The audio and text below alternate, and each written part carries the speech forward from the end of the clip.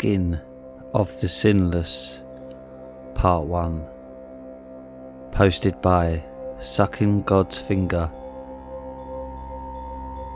At long last, the holy man stands naked in the snow before the legendary stone tower that had lost its name to the ages.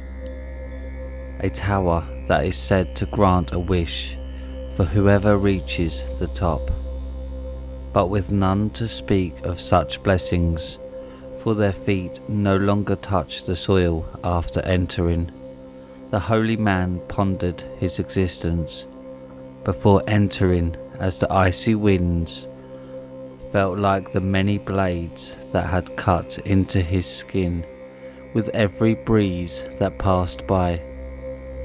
He is equipped with only 3 items: an indestructible iron mask fixed with only 2 square eye holes, and keeps his soul bound to the earth, a silver claymore that can cut through anything but leaves a scar of the greatest sin of those he has slain that has now covered every inch of his body, and lastly a throned rosary wrapped around the guard of his blade and forearm, binding the weapon to his soul. The holy man stepped towards the door with the flat of his blade resting against his shoulder and the pommel sitting in the palm of his hand. He inhales, bringing a long-forgotten feeling for the first time in years. Before opening the door to see an abyss, he stepped forward through the archway as a man suddenly appeared before him, on his hands and knees in search of something. The man looked up at the naked holy man, covered in scar tissue, with the look of fear and confusion on his face, before crying out, "Where in bloody hell do you all keep coming from? I need to get the fuck out of here."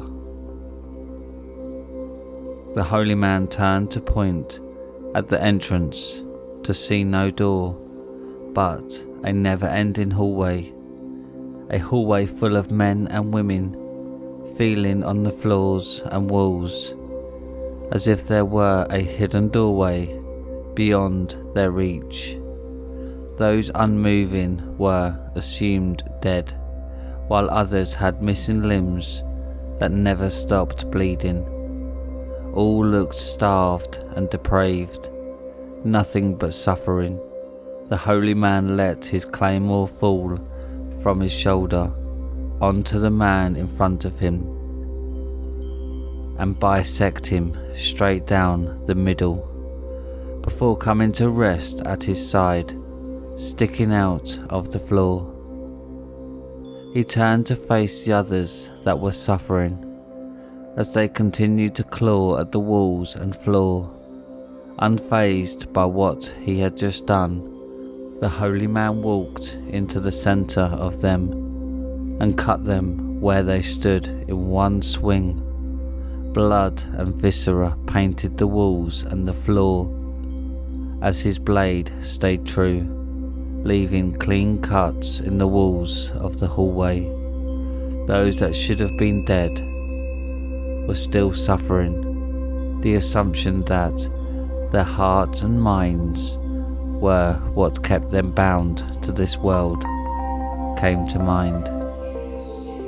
The holy man stood over each one and first plunged his blade into their hearts and then crushed their heads beneath his bare feet. While tears fell from his mask, he knew his task was done when he felt their sins burn into his skin, leaving new scar tissue on top of old, and the rivers of sorrow that fell from his eyes.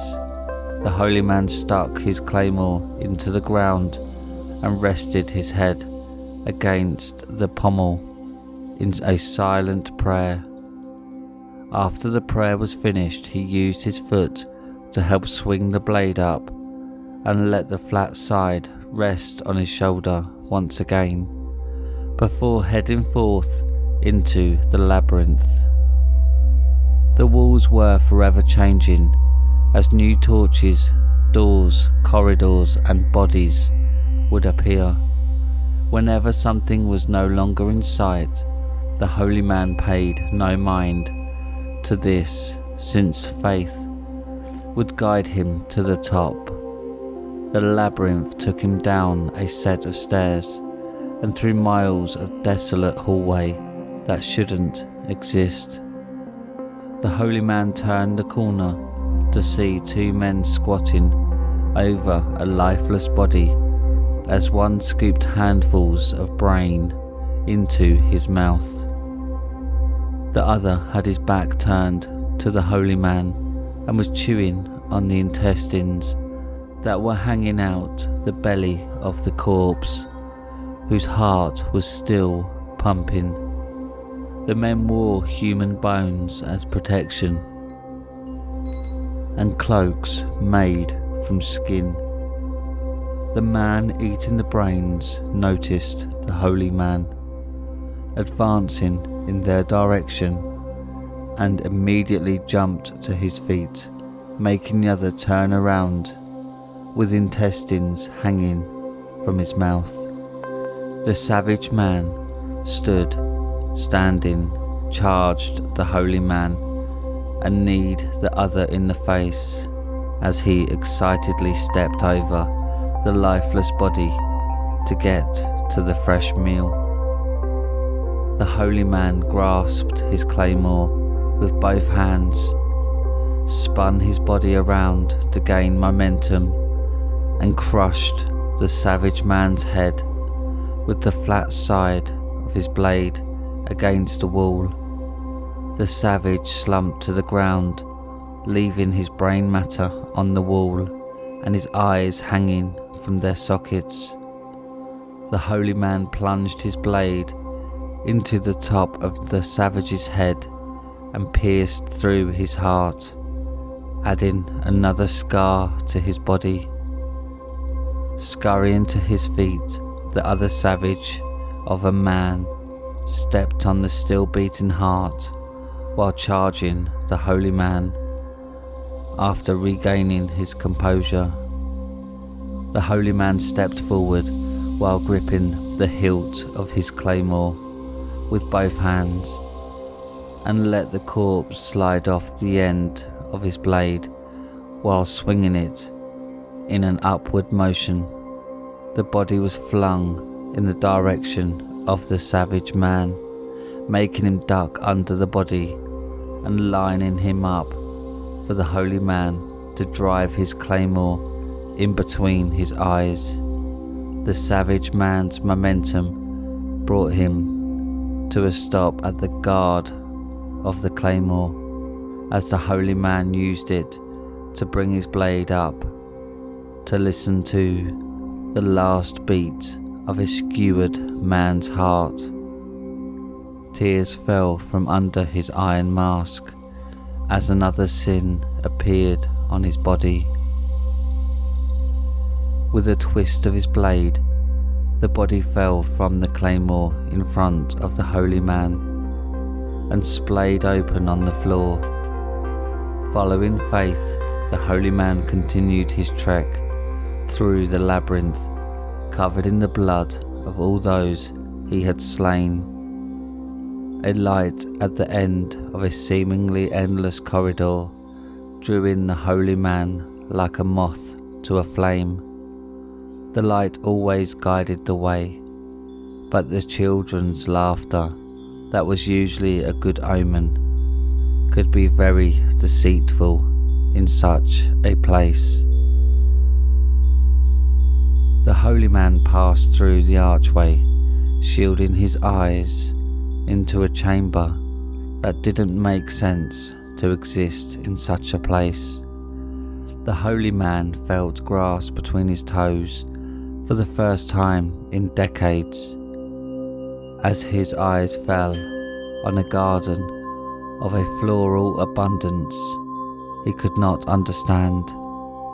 He took another step, scanning the chamber to see a small pond with children running around it in a playful manner, while a little girl watched from a swing that hung from a tree. The chamber had 7 headless statues evenly placed around the room that stood with their arms at their sides and had a stone blade in front of them. He looked up at the blue sky to see a shadowless head full of luscious curls blocking his view. It was suspended in the air by numerous chains in the centre of the chamber, whose eyes were always watching. "Oh, a visitor," yelled the little girl, waving to the holy man. The holy man made his way to her, gripping the hilt of his claymore with his right hand while it rested on his shoulder. "No threats here," said the little girl, easing the tension. "So please come and get cleaned up. We don't get much company coming through here." The holy man stopped before the pond, and the little girl spoke again. "Go ahead and step in. It won't hurt you." The holy man stepped into the pond and let the blood wash away from his scarred skin and from in between the nooks of his equipment. The pond water stayed as clear as it was before he stepped in, and the children continued to play as if he didn't exist. The little girl swung back and forth without a care in the world. I can see where one would be confused at such a sight, but this was my wish, and I'm glad you respected the rules. See, we had stumbled upon this tower by accident many years ago as we were fleeing from our father's hunting hounds. He did not agree with our relationship. The little girl froze in the middle of her story when she looked into the pond that the holy man sat in. The holy man looked up at the forever gazing head staring back at him, and at her all at the same time. He stepped out of the pond and rested his claymore against his shoulder, then made his way to a wooden door that was across from the entry of the chamber. The holy man stepped through the door into another chamber. There stood a man wearing steel chainmail and a violet cloak obscuring his face on the opposite side of the room. The walls were lined with weapons from the floor to the ceiling of all variations. "Do you have no decency in the face of pride?" yelled the cloaked man. The holy man scanned the room before pride spoke again while brandishing a rapier from under his coat.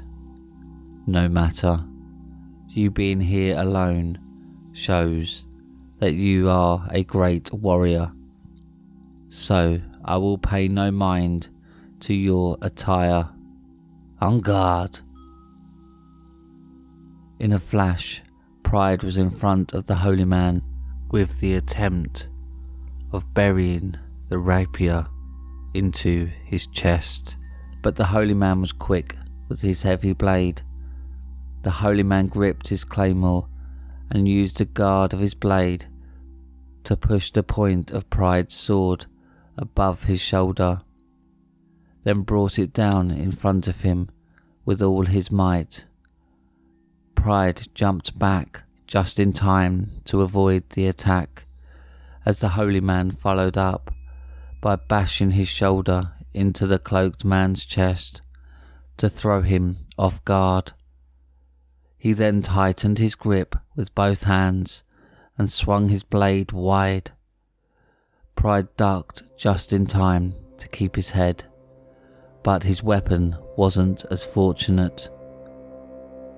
Pride circled the holy man with his back against the wall and his cloak flicking behind him. Alas, a challenge has entered my chambers. No matter, you will fall as those before you, said Pride, before charging in for another attack. With his hands concealed in his cloak, the holy man held his claymore with his left hand halfway up the blade, bracing for the attack. Swipe after swipe, the holy man blocked Pride's hook-tipped daggers with his claymore. Every spark of his blade was matched with splashes of blood. As each attack grew faster, Pride closed the distance, enough to dig 4 daggers in the holy man's back and 2 in his abdomen. He ended his flurry by driving what was left of his rapier under the holy man's mask before kicking him away. The holy man stepped back and let his claymore rest at his side. He slowly pulled the rapier from under his chin with his free hand, then dropped it to the floor and left the daggers Pride left sticking out of his body. Your magic will not help you, for you cannot beat one as blessed and skilled as I, screamed Pride, as the holy man held his claymore in front of him at the ready. Pride threw off his cloak, revealing 5 other arms extending from his back, holding weapons, and a head covered with eyes all around, all except for the mouth, placed where the nose would be, and holes in place of his ears in the side of his head. The creature held 2 cutlasses with his normal hands, 4 short swords in the hands going around his sides, and a morning star being held by the longest arms, hand overhead.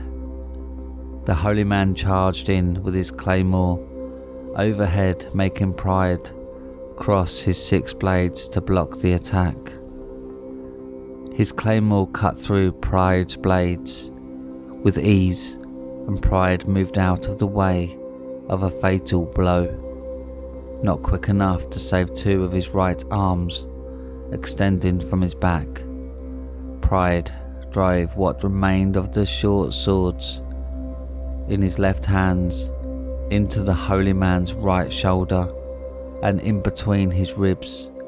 He followed up by using what was left of the 2 cutlasses to slice an X into the holy man's chest and threw the blades to the ground, then finished it off by grabbing the 2 hooked daggers from the holy man's abdomen and ripped them out.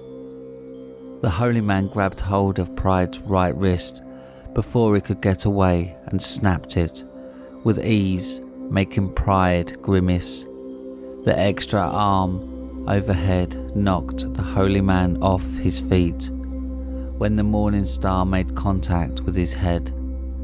The holy man used his claymore to rise to his feet, the hilts of the short swords sticking out from his side let out spurts of blood with his every move. He then reset his broken neck by sticking his fingers in the eyes of the mask and violently jerking his head straight. He looked up at Pride, who was standing across from him with a grin from ear to ear, holding one of the daggers that were lodged into the holy man's abdomen. His intestines hung from the hooked tip of the blade, while the other dagger laid in the ground not far from him. Let's see how you do without your guts, you bloody bastard, said Pride as he started to disembowel the holy man where he stood. The holy man pried open his stomach with his free hand and threw his entrails on the ground to his feet in a bloody heap, making Pride gasp in disgust. "You foul beast!" Pride ripped a lance from the wall with his good hand and ran at the holy man. He drove the lance through the holy man's heart, who was still standing unfazed, with his claymore at his side, out of frustration, screaming, "You cannot best Pride." His morning star beat into the holy man's head, blow after blow, keeping him close so he could not use his weapon.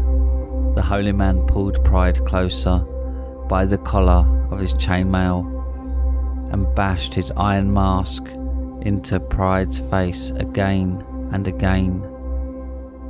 The arm beating him with the morning star became weaker after each collision with Pride's skull until it went limp.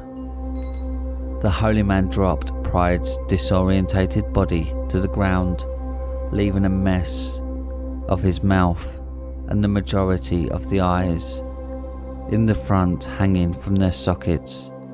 The holy man stuck his claymore into the ground next to Pride's neck and looked down at the fallen. Pride spit a tooth up at the holy man, making it bounce off his mask. "You show sympathy in the face of victory. Pathetic." The holy man cocked his foot back and kicked the side of Pride's head. His silver claymore glided through Pride's neck and sent his head skipping across the ground. He then slowly pulled the lance from his chest and impaled it through Pride's heart. A tear fell from under his iron mask. The holy man looked up as the word Pride illuminated all over his body, then disappeared, but scars still covered every inch of his body. He scanned the chamber for another door other than the one he had entered, while the holes in his chest and stomach glowed with a white light. The holy man rested his claymore against his shoulder and progressed to the door he had come through. The white light turned into his entrails, and whatever was damaged reanimated until he was whole again. Pride's blades pushed out from his back and side down to the floor. He placed his hand against the door and pushed it open to see another void. He stepped through like he did when he entered the tower into a decrepit hallway, with the door disappearing behind him.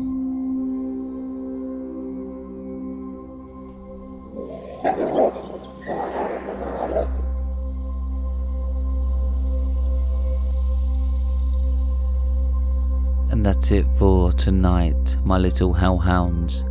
If you've enjoyed tonight's story, then don't forget to subscribe and click the like button and click the bell icon so you never miss another part. There are 7 parts to this story. The next part will be out on Wednesday. If you have any scary stories you want narrated on the channel, then submit them to Reddit r/homeofscares and follow me on Twitter at homeofscares. Now, good night, my little hellhounds.